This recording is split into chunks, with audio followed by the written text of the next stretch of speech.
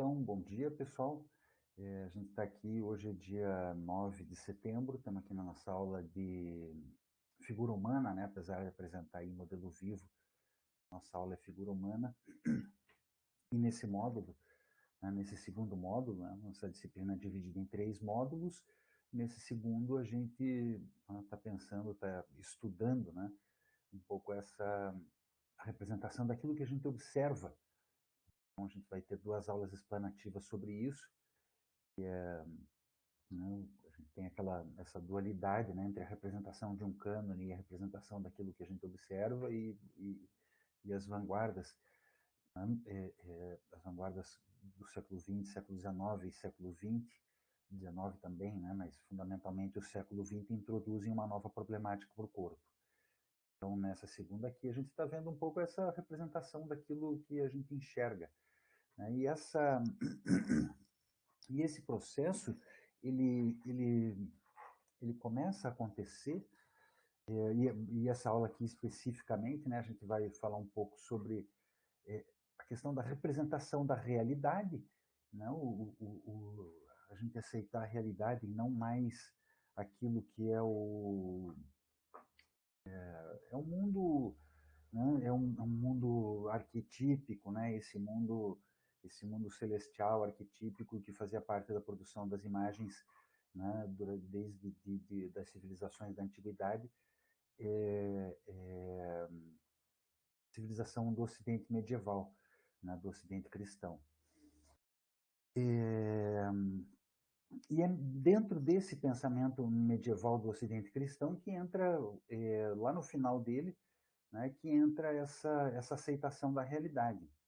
É interessante notar, já vamos seguir aqui, né, então isso acontece assim, esse surgimento, né, como eu comentei lá, as obras do Giotto e do Duccio, né, já começavam a representar as figuras assim inseridas em espaços, em lugares urbanos, né? Até então a gente tinha aquela imagem, né, como eu comentei com vocês lá do ícone, etc. Né? Lembram que eu falo do ícone grego com aquele fundo dourado, né, atrás da imagem que era para refletir não, essa projeção divina, etc. Né? Como se essa imagem refletisse, né, fosse né, uma espécie lá do fundo da caverna do Platão, né, que refletisse aquele protótipo ideal.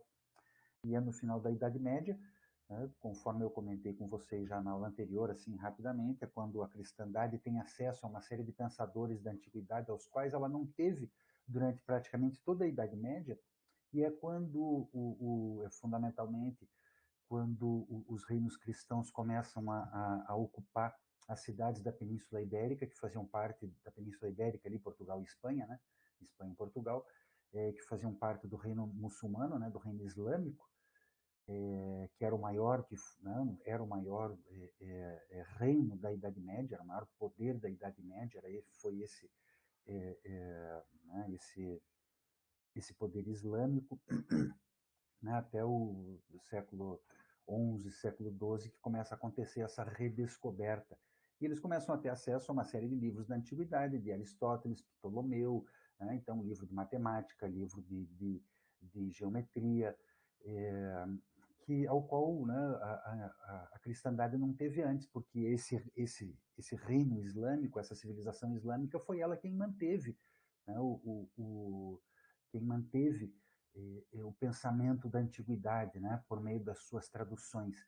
Então, o acesso à obra do Aristóteles, né, a gente vai ter aí 2 ordens fundamentais, né, que é a franciscana e a dominicana, que são ordens cristãs, né, que se voltam muito eu já volto para a questão do Aristóteles, né, mas como, né, vocês, quem deve saber, assim, pelo menos simbolicamente, São Francisco, né, tem essa coisa dos animais, é o patrono dos animais, etc., etc., né, que era justamente alguém que se voltava para a realidade terrena, né, e essa coisa de abandonar, né, e viver aqui, abandonar os seus bens e viver aqui na terra, etc., né.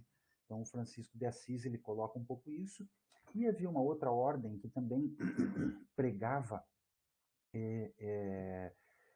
essa aceitação da vida terrena, que era a ordem dominicana, né? Só que eles não eram, assim, os franciscanos, eles eram pelo menos no início, né, o pensamento de São Francisco era contra essa ideia de você ter que ter um templo, etc. O templo podia ser em qualquer lugar, podia ser na natureza, assim assado, né, o acúmulo de bens, né, quem né, conhece um pouco do pensamento franciscano sabe um pouco, né, dessa busca, assim, etc., né, da origem né, que São Francisco de Assis propôs. E a ordem dominicana ela não tinha isso, ela ao contrário, ela se voltava para essa, né, para os templos, etc., e fundamentalmente para a pregação. Era uma ordem pregadora. Então eles se voltaram, né, principalmente para essa questão de ensinar aos fiéis, né, como terem uma vida correta, né, de acordo com os padrões morais entendidos por aquela sociedade, né, para buscarem o céu e como ter uma, né, e os vícios que eles deveriam evitar para né, não ir para o inferno, para não serem, né, encaminhados para o inferno. E aí a gente tem, né, dois dominicanos no século XIII que estabelecem esse pensamento que é a escolástica, né, que é o Alberto Magno e o Tomás de Aquino, que é um pouco esse estudo, né, dessa realidade terrena. E a gente tem, né, esses dois franciscanos, né, o Dunas de Escoto e o Guilherme de Ockham, que eles organizaram esse pensamento assim, dizendo, né, quando eles escreveram, eles diziam uma coisa é a questão da fé, é a questão né, do nosso sentimento, etc. Outra coisa é aquilo que é percebido pelos nossos sentidos, né, que a gente vai ter que estudar então pela experiência sensorial, né, pela nossa percepção do mundo e pelo raciocínio. Né? Então eles procuram distinguir isso. Esse tipo de pensamento resultou na arte uma tendência justamente a representar as coisas como elas eram vistas, a começar a aceitar as coisas. E a gente, na Idade Média, apesar da gente não ter muitos nus, né, a gente tem nu na Idade Média, mesmo com todo aquele moralismo, né, mas esse aqui é um afresco, um painel assim muito grande, né, do Giotto. Deixa eu aproximar aqui, que está lá na Capela da Arena, na cidade de Pádua, ali, que é perto de Veneza, ali naquele nordeste da Itália. E ele, né, a gente vai ver aqui que ele, se vocês lembrarem, né, aquele manuscrito medieval que eu trouxe para vocês, que tinha o Adãozinho e a Eva peladinhos assim e tal, se vocês lembrarem bem, eles eram iguais, e a cara deles era igual à cara de Deus e é igual à cara do anjo, todo mundo tinha a mesma cara, tinha essa ideia, né, de uma representação individual. E essa aqui é um painel grande, né, a gente é pequenininho aqui embaixo, uma pessoa, sei lá, um pouco maior aqui do que esse tamanho do diabo aqui, por exemplo, talvez um pouco mais alta ainda, né, mas é um painel muito grande. E a gente vai começar a ver nesse tipo vocês vejam, ele é datado de 1306, mas essa representação, aceitação de uma realidade. Eu, né, gosto para mim, uma das minhas cenas, uma das minhas formas de representação, né, o tema favorito nessa representação dessa arte medieval, né, são esses juízos finais, assim, que eu acho que eles são geniais. Né? Então a gente começa a ver essa representação. Primeiro, eu acho genial o diabão aqui, né? Devorando e defecando pessoas. E a gente começa a ver como as pessoas elas são diferentes. Eu acho que essa aqui aproxima um pouquinho mais. Isso mesmo. Como as pessoas são diferentes, né? Então a gente vê lá, né, uma pessoa tem uma cara, outra pessoa tem um cabelo, outra pessoa tem um corte de cabelo, até um corte de cabelo religioso, né? Então né, eles queriam dizer que ninguém escapava, né? Todo mundo estava, né, se não agisse bem na terra, né, ia ser condenado a isso. Mas o que eu chamo a atenção é precisamente isso, né? E aqui são vários pecados. Eu não vou descrever cada uma dessas cenas aqui que são, né, a pessoa ia receber lá, por exemplo, provavelmente esse aqui era a gula ou a ganância, né? Então eles estão assando a pessoa, estão fazendo a pessoa comer aqui na marra. É, esse aqui eu não lembro qual que é essa aqui que é quando tem um dragão atrás assim da outra pessoa. Eu acho que é a ganância esse daqui, tem uma bolsa, etc. Mas o que é interessante a gente perceber é como aqui a gente tem representações distintas, as pessoas são distintas umas das outras, elas não são iguais, né, como aquele Adãozinho e aquela Evinha. né, que eu mostrei para vocês, e a gente vai encontrar esses nus, né, durante a Idade Média, aí, nesse final da Idade Média, principalmente nesses juízos finais. A gente tem esse aqui do frangélico, né, em princípio as imagens elas têm sempre essa mesma base, né, o Jesus lá acima, no centro, né, à direita dele aqueles que estão salvos, à esquerda dele aqueles que vão para o inferno. Né, e mais uma vez aqui, então a gente vai no inferno aqui do frangélico, e a gente vê lá cada um desses compartimentos, as pessoas recebem tem até um rei ali, né? Você veja, eles não, né, nem os reis escapavam. Aqui também, isso aqui é um corte de um frade, né? Então, são religiosos que estão aqui no inferno. Né? Então, o que eles querem dizer é que, né, ninguém escapa do inferno, todos estão, né, condenados ao inferno. Esses aqui estão condenados à rula, né? O pessoal que, né, então, forçando eles a comer, qualquer coisa assim. No final, a galera assando no caldeirão do demônio. Mas, mais uma vez, né, chamar essa atenção para essa representação naturalista, né, das pessoas, as pessoas fazendo ações. Gula é o meu maior pecado. Aqui, ó, se você vivesse na Idade Média, esse aqui, ó, que eles iam fazer com você, Carolina, aqui, ó, pô, esse aqui, ó, é onde a galera ia mandar você aqui, ó, os diabão lá feio, iam forçar você a comer. Mas sei lá o que que é, não dá para ver direito, parece cobra, parece umas coisas meio cabulosas que a galera tá comendo ali na real. Eu não lembro exatamente, essa obra ela tá tá lá no Mosteiro São Marcos. Esse demoniano dos 7 monstros. Não, eu adoro esses juízos finais. Olha esse demonião aqui comendo a pessoa, assim, né? Tipo, tem um saindo pelo ouvido. É muito cabuloso o demônio, assim, né? Eu acho, assim, geniais essas representações do inferno. E a gente tem muitas, né? Aqui, ó, esse aqui, por exemplo, era ganância. Guloso é o demônio, sim, exatamente. A galera, né? Esse é o ponto, né? Esse aqui é a ganância, por exemplo. Ó, tá vendo que eles estão jogando, parece um saco de ouro aqui e tal, e o cara tá com um saco de ouro no pescoço. Então, né, tirando essas brincadeiras à parte, né, dos pecados, é, a gente vai encontrar, né, essas representações de nus, e vamos pegar aqui o Masaccio, né, também ainda lá no 400, entre final da Idade Média e começo, né, de Renascimento. Né, esse afresco ele tá situado um pouco mais acima, assim, lá nessa capela lá em Florença, eu esqueci o nome da igreja.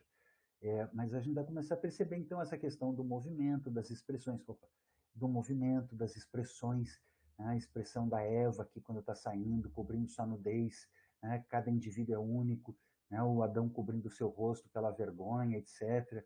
Né? A representação do membro, né? Todas essas coisas assim, né? Que vão começar a aparecer aí já né? Esse início do Renascimento e começo da Idade Média. Né? Esse retábulo aqui do Rogier van der Weyden, né? Que é um dos meus pintores favoritos aí né? Desse Quattrocento. Vamos dar um detalhe aqui nessa outra expulsão do paraíso. Esses dois aqui parece que não estão nem preocupados, na verdade, né? Tipo, a Evinha tá aqui numa boa, tá com uma carinha tranquila e serena, né? O Adão, né? Tipo, ok, estamos indo aqui e tal. Né? E o anjo aqui espalhando ele, né? Expulsando eles aqui do paraíso, né? Ameaçando né? Com a espada ali, etc. E essa obra aqui também, né? Né, entre esse final da Idade Média e começo do Renascimento, que é uma das minhas obras favoritas,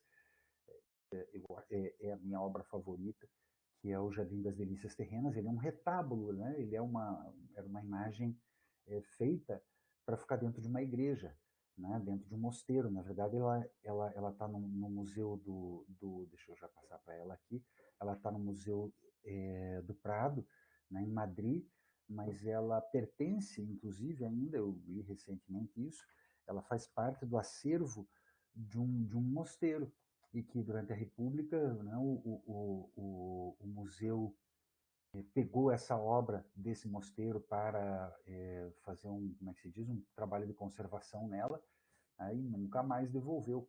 Né, ela ficou ficou lá no Museu do Prado. E é um retábulo, então, né? Essas são as abas fechadas, essas abas laterais aqui, elas eram movimentadas, né? Essa condição, vamos voltar aqui. Assim era como normalmente ele ficava o tempo inteiro lá no mosteiro, né? Ele ficava fechado. E então, abrindo esse retábulo aqui, a gente vai ter essas três abas, né? Essa menor aqui é o paraíso, Essa menor aqui à direita é o inferno, né? A gente tem outro inferninho aqui, tal, e aqui essa central é a terra, né? São as delícias terrenas, né? Que é o nome que deram, até porque ele nunca deu esse nome. Não, era um retábulo e a gente que inventou esse nome, né? Então, esse Jardim das Delícias Terrenas, que tem, né, essa galera toda pelada, né? Toda essa questão do corpo nu representado, né? E todo tipo de corpo, né? A gente vê que tem pessoas negras, pessoas brancas, né? Vamos entender que ele era flamengo, ele era lá do norte da Europa, conhecia poucos, né? Mas de qualquer maneira ele identifica essa diferença. Claro que essa galera está fazendo, né, todo tipo de coisa, né, da mais divertida aqui na Terra, né, que a gente pode perceber assim, né, todo tipo de bagunça e de folia que vai acabar levando, né, depois as pessoas lá pro inferno lá, como é que se diz, para a aba direita, né, desse retábulo. Esse aqui, o outro juízo final, esse aqui não é um juízo final, desculpa, é o inferno mesmo, é uma ilustração do Botticelli, né, para a Divina Comédia do Dante.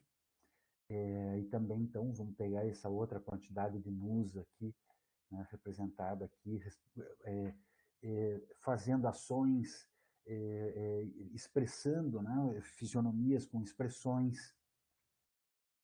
Então, de um modo geral, esse é o início, né, que a gente pode pensar assim dessa representação da realidade, como, né, o, isso que a gente vai, né, começa a entender como arte, né, porque mesmo essas obras todas a gente as vê como arte hoje, mas elas nunca foram produzidas no âmbito da arte. Né, por isso que eu faço questão de trazer o Jardim das Delícias Terrenas aqui, e a gente, né, é o carro-chefe do Museu do Prado, né, é obra, assim, eles têm lá as salas que são importantes, que tem lá dos artistas deles, etc.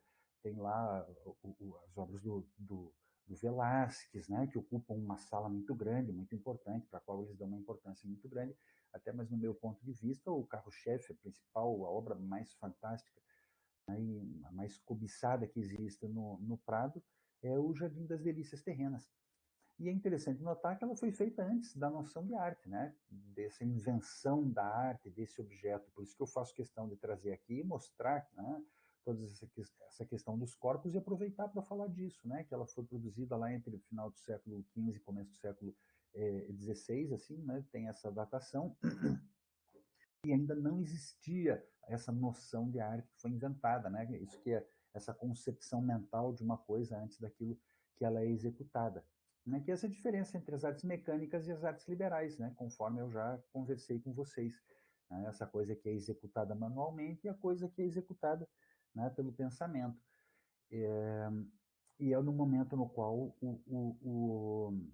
né, os artistas, né, o Vasari e os artistas que teorizavam, tanto o Alberti, fundamentalmente, né, antes do Vasari, começam a argumentar um pouco aqueles que escreveram. Sim, claro, Vinícius, por favor.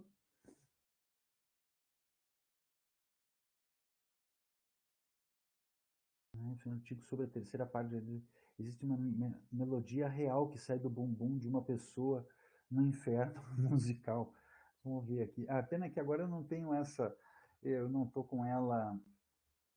Eu não estou com ela grande aqui, né? A gente não vai conseguir, mas ela está em boa qualidade no Google e tal, vocês conseguem essa imagem em boa qualidade. Mas sim, possivelmente aqui ó, tem uma galera com um instrumento aqui, é possível que esteja saindo aqui Fábio, Oi, Vinícius. é, é nessa parte onde tem esse verde aí, tá vendo? Esse instrumento verde. Aham, é um Então, alaúde.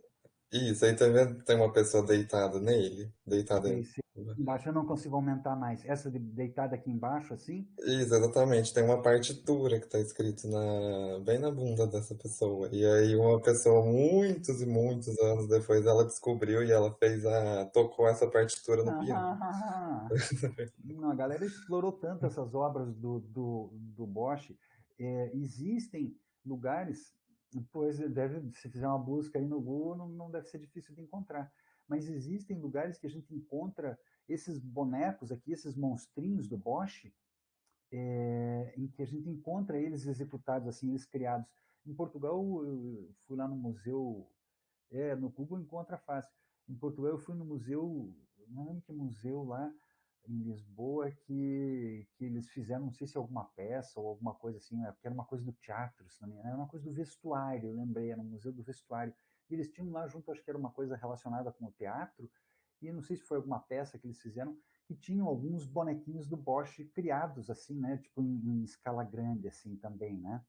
E lá na cidade, eu não sei se é onde ele nasceu, na Holanda, que é 's-Hertogenbosch, tem lá onde era uma igreja, hoje é um museu, né? Em geral lá, esses europeus fizeram isso tudo, né? Pegaram as igrejas todas e transformaram em museus, né? Então a igreja, tinha lá uma igreja gigantesca na cidade que foi transformada, né, no Museu do Bosch, e que eles criaram esses bonecos, né? Então a gente pode entra ali no espaço, né, do museu, e como é um espaço amplo e grande, a gente circula e transita entre esses bonecos fantásticos do Bosch, que são realmente legais, assim, o pessoal explora muito o Bosch, e para mim essa é minha, por isso que eu digo, essa é a minha obra favorita, a gente nunca cansa de encontrar cada vez uma coisa mais legal do que a outra nesse trabalho dele. E o muito peculiar também sobre o Bosch é que ele tem uma obra muito. Essa obra é maravilhosa, é a minha obra favorita. E uma coisa muito interessante do Bosch é que a gente tem pouquíssima obra dele, né? A gente obra que é a autoria dele, o que me faz pensar, né? Porque vamos imaginar, conforme eu falei com vocês, e trazendo precisamente aqui nessa questão aqui entre artes mecânicas e artes liberais, que as pessoas trabalhavam num ateliê, né? Numa oficina, no caso, né? Num ateliê, uma oficina, é, e que o mestre ele tinha lá o que ia fazer retábulo, que ia fazer, como é que se diz, ia fazer afresco, aí ia produzir as imagens. Então a gente vê em muitas obras mãos de muitas pessoas, né? Algumas pessoas, alguns especialistas conseguem apontar em alguns afrescos o traço do Leonardo da Vinci quando ele trabalhou para um fulano especificamente lá e tal, né? Então isso é possível de se identificar. E a gente vê, né, por exemplo, o Michelangelo, a produção do Michelangelo, isso é uma coisa que é garantida. Ele tinha uma oficina trabalhando com ele, né? Tudo que ele tem de obra, muito provavelmente é muita gente trabalhando com ele, né, para executar essas obras todas, né, para ele ter tempo hábil na vida dele para produzir tudo aquilo, né, como o Rubens, tantos outros assim. Já o do Bosch é muito pouco. Então, o que me leva a pensar, mera especulação minha, né, que tudo é a mão dele do começo ao fim, né, que era uma pessoa que fazia aquilo do começo ao fim, que pegava, desenhava, não sei o quê, pintava, fazia todos os processos, todas as etapas, né, dessa obra. Então a gente, quando analisa, quando vê essas obras do Bosch, a gente, né, identifica precisamente essa mão do artista muito forte. E a gente tem, então, né, nesse momento aí, esse início do Renascimento, essa invenção da arte, né, que é quando a arte começa a pintura, escultura e arquitetura, né, pelo argumento de que existe uma operação mental antes da operação manual, né, que essas artes elas se valiam de artes liberais, né, como a aritmética. É, então, ela também, né, ganharia o estatuto de artes liberais. E aí, né, como eu já expliquei para vocês várias vezes, quando o Duque de Florença, quando o Vasari escreve aquele livro para o Duque de Florença, o Duque de Florença concorda, não, o Cosimo de Médici concorda, né, dá um sinal verde para que essa galera toda de pintura, escultura e arquitetura não trabalhasse mais nas corporações de ofícios e cria uma academia de arte, né, que se baseia fundamentalmente no ensino da anatomia e da perspectiva. Nesse processo, a gente vai ter, antes mesmo, né, fazendo um retorno no tempo, porque eu estou falando daquilo que acontece em 1560, 1570, mais ou menos, mas a gente tem, né, essa figura aqui que eu, né, defendo e gosto muito dele, que é o Alberti, que defendo que ele é um dos renascentistas por excelência, né, que tinha um conhecimento amplo, né, do passado, de história, de arqueologia, né, de pintura, e de filosofia, né, do pensamento da época, era um pensador completo, o que ele dizia, né, ele escreveu também, né, num desses livros dele que ele teorizou, da pintura, né, um livro lá do século XIV, do Quattrocento, né, como a gente costuma dizer, que é esse início do Renascimento, né, antes mesmo, né, dessa formulação da noção de arte. Então ele dizia, né, que essa preocupação essencial é justamente essa harmonia das proporções, né, como essa coisa que a gente fala do cânone, né, essas proporções harmoniosas e corretas. Lembram quando eu falo dele, né, que ele defendia aquela espécie de média aritmética, né, para a construção, né, da figura, tirava os maiores, tirava os menores, pegava lá todo mundo, fazia uma média daqueles, né, daquelas dimensões e chegaria na dimensão adequada, né, nessa proporção adequada. Mas ele também dizia, né, essa fidelidade anatômica era muito importante, né, para representar o corpo, era esse estudo do conhecimento da anatomia. E ele defendia, ele explicava, ele discorreu muito, né, sobre essa questão do movimento.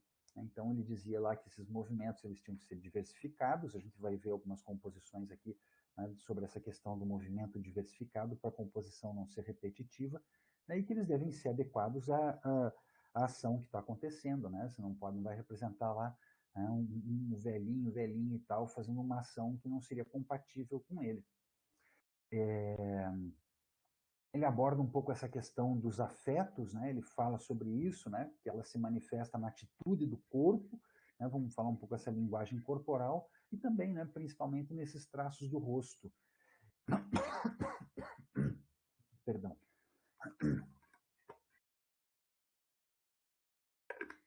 Né, nos traços do rosto em particular. Ele também escreveu, né, discorreu, teorizou sobre essa questão do movimento, né, nos cabelos, nas crinas, nos ramos das folhas, né, nas árvores, nas roupas. Então a gente vai ver, né, muito artista praticando isso, esse movimento. E, né, vamos ver aqui, se verá com graça os corpos naquelas partes que forem atingidos pelo vento exibirão as partes convenientes, os nus sob os panos, por outro lado, os planos projetados pelo vento voarão graciosamente pelos ares. Né? Ou seja, se a gente vai representar a figura, né, com uma roupa por cima, né, então do lado que está vindo o vento, a gente vai enxergar melhor o corpo, por outro lado, a gente vai enxergar, né, o pano, né, voando. O Leonardo da Vinci também, né, foi um grande teórico da arte, estudou o Tratado do Alberti, né, ele é posterior ao Alberti, ele estudou a obra dele, e ele, né, estudou, teorizou tanto por escrito, né, como estudou por meio de desenhos, essas questões que são fundamentais para essa preocupação da representação da realidade, que é, além da proporção, né, que a gente vai ter, né, mas para entender a proporção do corpo humano, a anatomia, os movimentos, isso que eu, né, eu já comentei com vocês, que é a fisiognomonia, né, que é a representação das expressões, e o vestuário, né, que é como que o planejamento, né, como que os tecidos caem sobre, né, o corpo.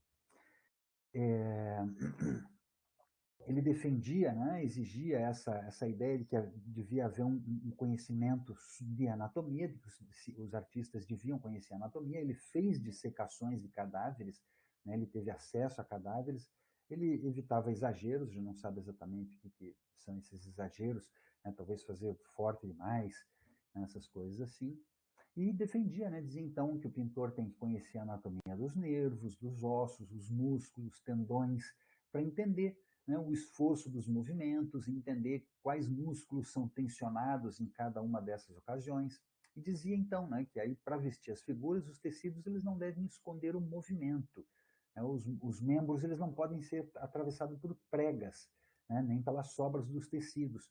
Né, ou seja, as pregas elas ficam onde, né, vamos dizer assim, não aqui no meu braço, né, vamos pegar aqui, não aqui no meu braço, mas na dobra entre um braço e o corpo, por exemplo, né, a prega da roupa.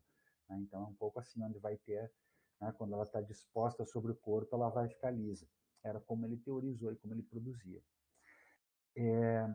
Conforme eu já falei na aula anterior, né, então ele devia, para ele, né, o bom retratio, o bom artista, era alguém que conseguia representar a pessoa o mais semelhante possível, né, da maneira que ela realmente era, né, que não tinha essa coisa de Photoshop, não, né, desenhar perfeito exatamente. Então ele dizia lá, quando os retratos são belos e semelhantes, então podemos lhes qualificar de obras raras, e os autores de artistas verdadeiramente excelentes. Então essa preocupação, né, com a semelhança daquilo que se representa. E a gente vai encontrar aqui, então, essa questão da representação, né,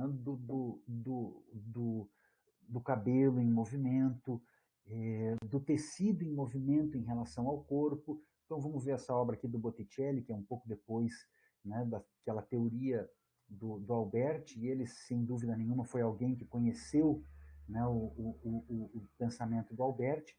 Então a gente vê aqui essa figura aqui da esquerda, eu esqueci o nome, mas é um deus do vento, é um deus que provoca vento lá e tal, né? Então ele está soprando aqui, a gente vê, né, que ele está, né, tá com a boca cheia aqui, soprando para cá, e a gente consegue enxergar então, né, os cabelos projetados para esse lado aqui. O cabelo aqui cai no ombro, né, mas conforme eles estão, né, as pontas são projetadas no sentido contrário, aonde o vento está soprando.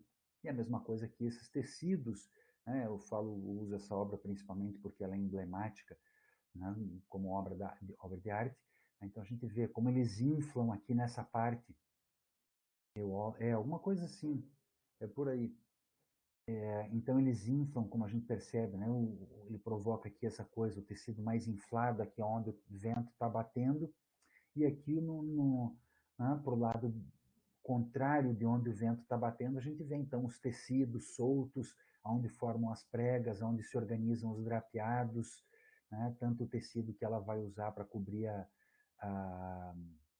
para cobrir a Vênus, né, como o tecido do próprio vestido dela, né, também os seus cabelos.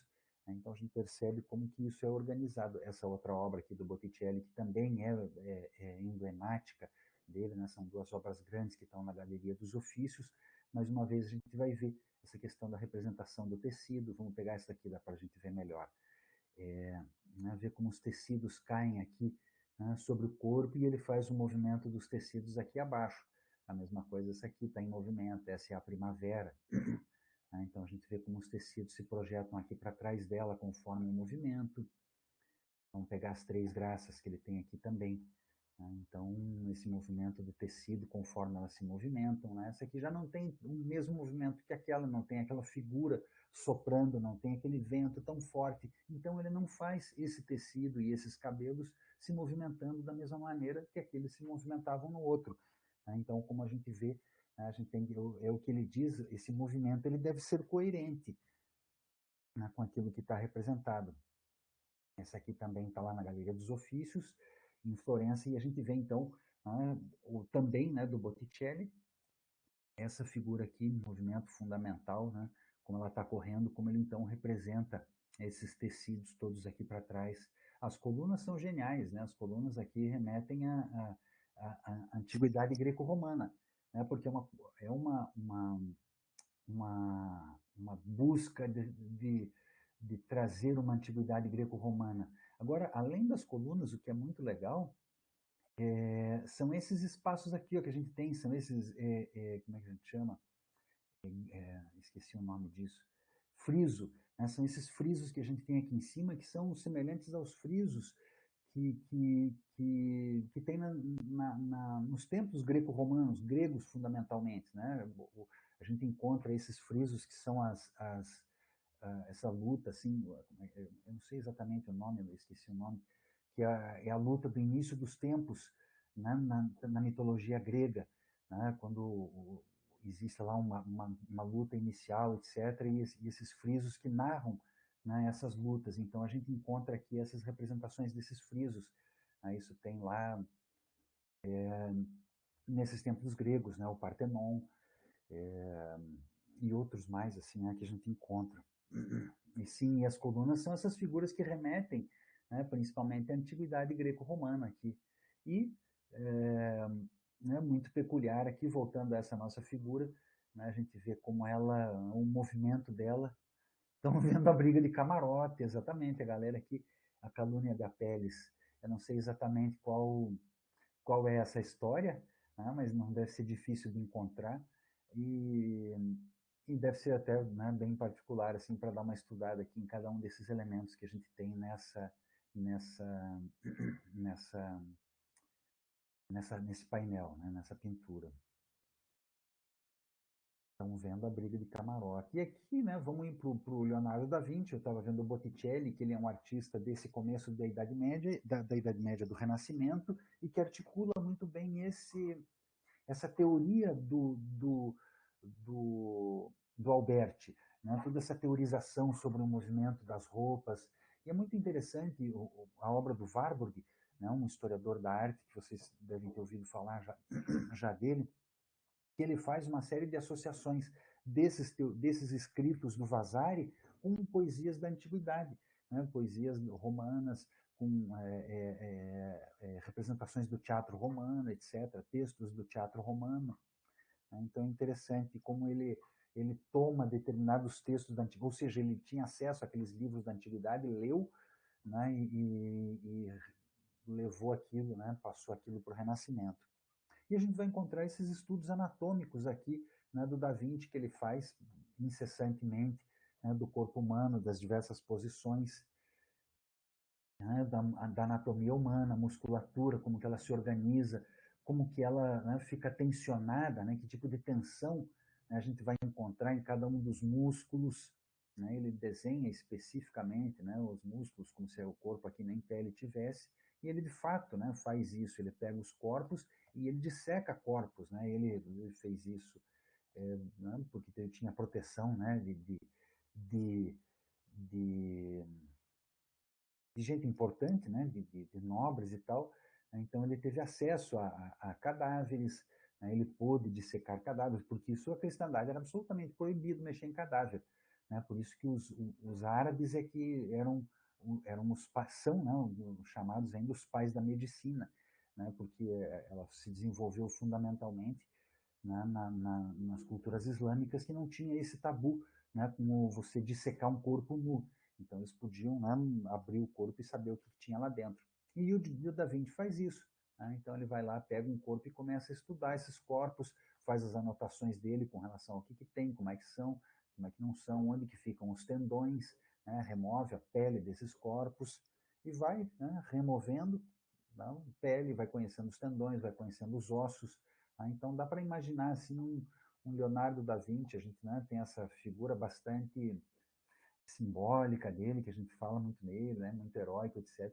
Mas dá para imaginar ele, é, uma situação até mórbida, falar assim, abrindo aqueles cadáveres, tirando a pele, tirando, né, imagina o fedor que não devia ser num local onde ele tinha acesso a isso, né, e tirando as peles, fazendo anotações ali mesmo, olhando como que são os tendões, como que são os músculos, como que são os ossos, como que são as veias, como que se dá o movimento, né, como que isso acontece, né, um esqueleto, como que é a estrutura do corpo humano.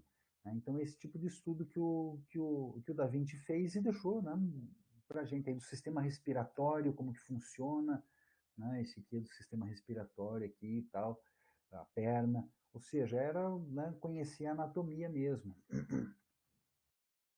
Tá? Possivelmente ele teve acesso a alguém, não, uma mulher morta que tinha uma criança que morreu no ventre, então ele pôde, né, ter acesso a isso e saber como que funcionava, como que, né, como que a criança fica, né, abrir ali o útero onde a criança esteve, né, onde a criança ainda estava, e desenhar isso e poder compreender como que acontece, né, as coisas no corpo humano, né, o desenho anatômico do feto. Esse aqui é muito peculiar, é um desenho de uma cópula. Né? A gente vê aqui, né, o corpo humano aqui, o pênis aqui, e o corpo feminino, o corpo masculino aqui de um lado, e o corpo feminino do outro aqui, onde que o pênis entra, etc. Né? Então é muito... O que mais que tem aqui? Esse aqui também, né? O sistema digestivo, como que ele funciona, intestino, etc. Então, um cara que, né, ato sexual em corte transversal, um cara que destrinchou, né, tudo que ele podia destrinchar em termos de anatomia.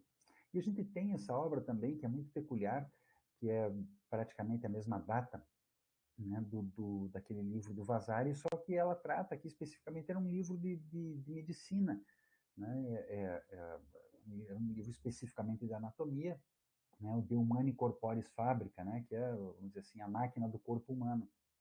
E é um livro que apresenta essa anatomia humana, né, aqui do Vesalius, né, que a gente costuma dizer.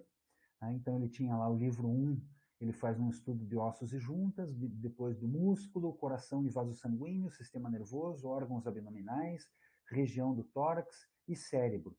É muito peculiar também que nesse mesmo livro, ele é considerado assim como um dos primeiros estudos de etnografia comparada, ele inclui ilustrações de crânios, né, de 5 diferentes etnias humanas, que é considerado, né, esse primeiro estudo de etnografia comparada. Então, tem esse aqui, né, ele teve acesso a pessoas muito distintas, né, dissecou essas pessoas aqui, não, ele não desenhava, ele era um médico, né, certamente teve uma pessoa que trabalhou para ele, eu já li especulações de que supostamente o Da Vinci teria feito esses desenhos para ele, eu não sei, para mim é mera especulação, eu acho que não deve ser, né, mas vamos pegar aqui essas diferentes formas de crânio humano que ele estuda. Tá aqui o texto dele, etc. E é muito interessante perceber que ele segue muito, mesmo sendo um livro já, vamos falar, moderno, ele segue muito o sistema dos livros medievais. Né? Esse aqui é impresso, evidentemente, né? Ele é um incunábulo xilográfico, essas letras aqui elas são entalhadas na madeira, né? Isso aqui é um bloco de madeira com isso aqui tudo entalhado, né? Com isso tudo gravado. Né? Então ele tem lá esse mesmo sistema medieval, né? Dessa inicial capitular, etc., né? Essas anotações em volta. E aqui, né, só algumas das imagens que a gente tem dentro desse livro. Quem tiver curiosidade, ele está completo, disponível na internet. Então, essa primeira imagem, né, conforme ele vai dissecando o corpo e vai mostrando, é muito peculiar que ele coloca o cara aqui nas cidadezinhas ali no fundo e tal, ele como se estivesse vivo, é muito interessante. São muito, né, eu acho muito interessantes essas ilustrações. E ele vai, então, né, dissecando esse cadáver, um zumbi, pois, vai dissecando esse cadáver, a gente vê, né, vê ele tirando aqui os músculos e desenhando o que, que a gente, né, conforme vai abrindo e tirando esses músculos, o que, que a gente vai enxergando, né, abaixo disso. Né, a mesma coisa aqui, né, os músculos aqui que ele, né, foi dissecando, né, da perna, etc. É um zumbi, é muito cabuloso mesmo. Aqui já está chegando quase no esqueleto. Né? A quinta imagem, né? A quinta musculorum, não sei o que lá, tábula. Né? A quinta tábua, né? Imagem, né? Tábula é tábua, né? É esse termo para né? Figura, para prancha. Aqui já quase no final, a gente já chegando aqui, né? Na sexta imagem, já nem tem mais, já está chegando no esqueleto final. E não, a gente vai perceber né, essas consequências desses estudos de anatomia também, né, nessa variedade de obras aqui. Né? Vamos pegar aqui, então, lá o Dürer, né, que é esse renascentista alemão, né, como ele representa essa, essa anatomia, né, toda essa musculatura do corpo humano, né, cada um dos músculos, onde que eles acontecem, né, todo esse detalhamento, né, dos corpos, etc. E por aí afora a gente tem esse outro aqui também, no dele, esse outro corpo humano, né, um outro Adão e Eva, só que uma pintura. Né, mas a gente vê esses detalhes da anatomia da musculatura, né, tanto dele como dela, da anatomia humana. Esse autorretrato aqui, que é particularmente bonito, como ele representa muito bem essa expressão humana, né, o movimento, né, a torção do corpo, o que, que acontece com o corpo, né, nessa torção aqui. E esses vários estudos aqui do Rafael, né, que é um renascentista, aí, pintor emblemático, né, como pintor renascentista, a gente vai encontrar então essa variedade de estudo, né, de movimentos, de forças, né, de alguém executando alguma ação ou várias ações acontecendo, né, várias posições diferentes, como que isso acontece, né, todo esse tipo de estudo. Uma figura carregando outra. E a gente começa a ter um pouco esse movimento aqui, vamos pegar o Bronzino aqui como exemplo, que é aquilo que o pessoal chama de maneirismo, né, que é um pouco essa distorção, né, quando a sociedade chegou num nível de evolução, assim, a partir do Renascimento, a arte chegou num nível de evolução e a sociedade não acompanhou, né, E a arte, então, ela começa a produzir uma coisa um pouco forçando essas expressões, esses movimentos e essas posições corporais. Né? Vamos ver essa figura aqui, essa posição do corpo dessa figura aqui, mesmo a posição do corpo da figura central, né? Dessa figura que está aqui abraçando, né? Toda essa distorção que acontece, né? Não sei quem está aqui abraçando a Vênus, mas vamos ver aqui representação de expressões. Atrás tem um cara meio doido, esse aqui, né? O cara tá, né? Tá nervoso ali. Se a gente procurar aí essa mitologia então, né, da Vênus, e procurar então o triunfo da Vênus, a gente vai certamente encontrar, né, algumas explicações para esses, né, para alguns detalhes aqui, né, para todo esse aspecto simbólico que a gente encontra nessas imagens aqui do Renascimento, né, muito peculiar assim, essa quantidade de alegorias que a gente encontra. E aqui indo para esse cara que eu acho magnífico, Goltzius, né? Era um gravador, né? Essa é uma imagem isso acontecia muito, né? É gravura segundo o fulano, né? Então ele pegava lá, muitos gravadores faziam uma gravura reproduzindo pinturas de outras pessoas, né? Então a gente tem lá, não sei o que, segundo Beltrano, né? Então era uma espécie de catálogos que começaram a aparecer, tanto ou folhas soltas ou catálogos de arte que reproduziam quais eram as obras que faziam parte de determinadas coleções, né? Então vamos vir aqui para essa do Goltzius, a gente já vai mais adiante, né? Dessa Judite aqui com a cabeça do Holofernes, a gente vai ver algumas aqui porque elas representam uma ação, né, muito forte. Mas vamos seguir adiante aqui para o Goltzius. Perdão.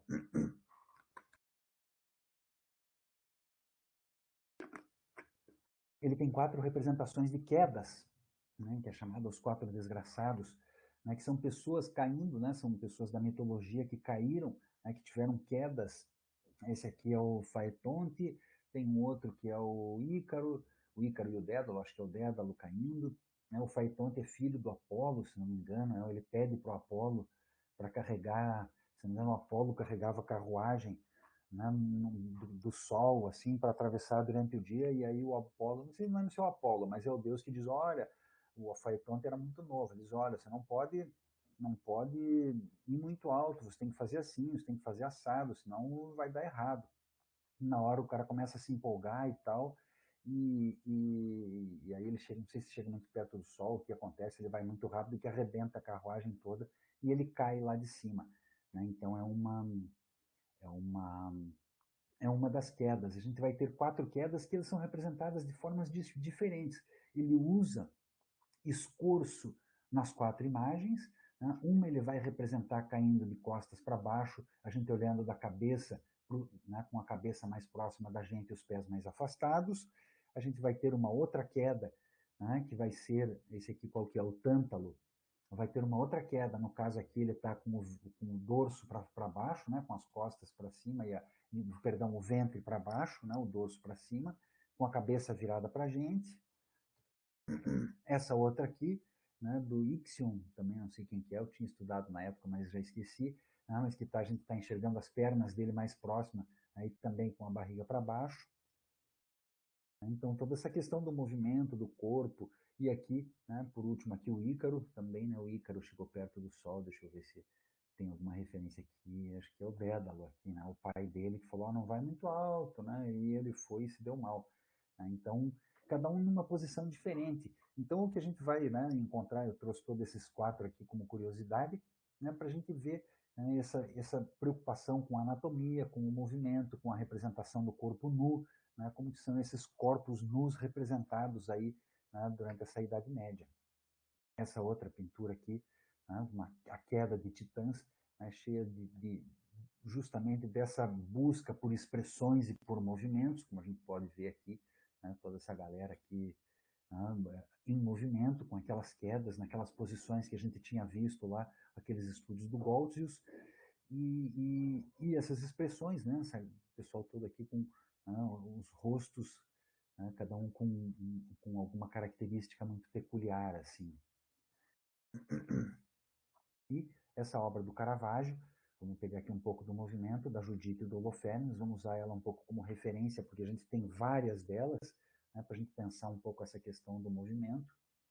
É interessante pensar, conforme eu comentei com vocês, como o Caravaggio e o Rubens, eles começam a gerar novos modelos, porque a gente tem aqueles primeiros modelos, né, daquelas imagens que a gente estava vendo, né, aquela pintura lá, que acho que a Carolina comentou que gostou, isso mesmo, comentou que gostou das colunas.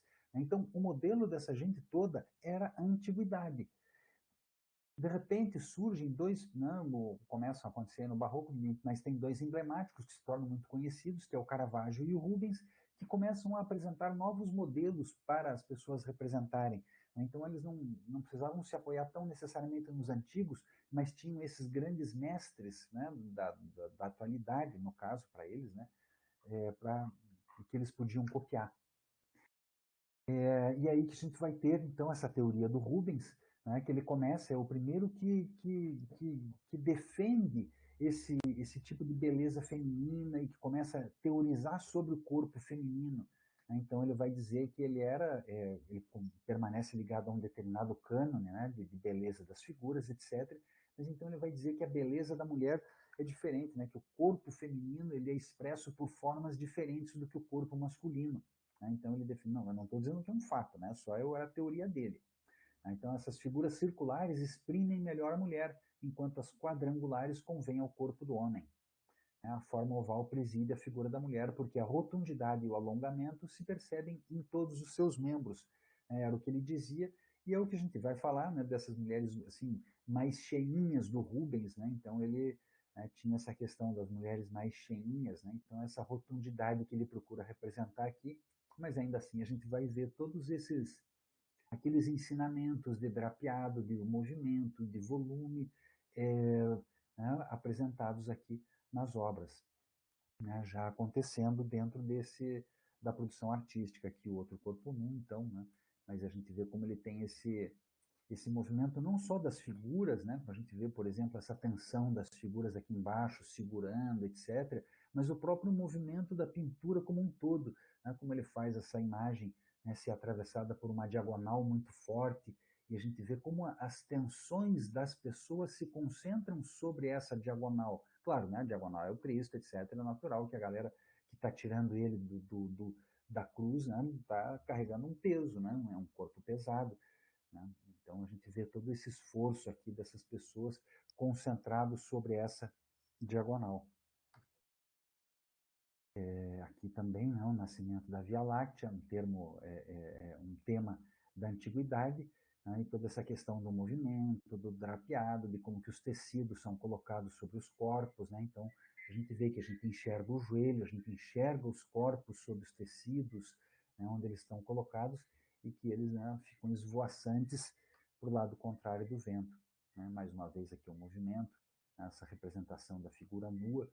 Então dá para entender, talvez ele fale essa questão da forma quadrada masculina, né? Acho que esse aqui é o Hércules, né? É o Caledônio caça o javali. Tá? Então a gente vê essa figura aqui, né? Com linhas mais retas, etc. Então talvez era um pouco por aí né, que ele entendia. Aqui uma outra Judite degolando o Holofernes, é um rascunho dele, né? Uma aquarela e bico de pena. Então a gente vê essa força no movimento aqui, como que ela acontece.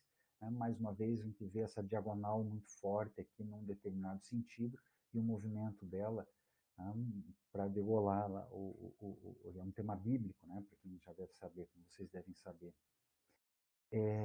E aqui essa artista, né, que explora muito esse tema, né, que é Artemisia Gentileschi, que também é barroca, né, e que coloca essa tensão, né? Então a gente vê como ela, né, o Holofernes lá empurra o rosto da criada, como a força que elas fazem para segurar né, o Holofernes, enquanto a Judite o degola, enxerga tudo isso. Opa. E já outro tipo de movimento também da Artemisia Gentileschi, um outro momento, né, da cena, né? A cabeça já está aqui dentro do saco, elas já acabaram o serviço, mas aí a gente vê então as expressões delas aqui, né, voltadas para um determinado lado. Essa outra da Artemisia Gentileschi, da Susana no banho, né? Susana e os Velhos. Outro nu, que é a Betsabeia no banho. Mais uma, né? Betsabeia da Judite, da Artemísia. E é isso. Bom, a aula acabou ficando um pouco mais longa, tinha um conteúdo um pouco maior de fato, mas acho que a gente já pode encerrar esse conteúdo por aqui, a gravação.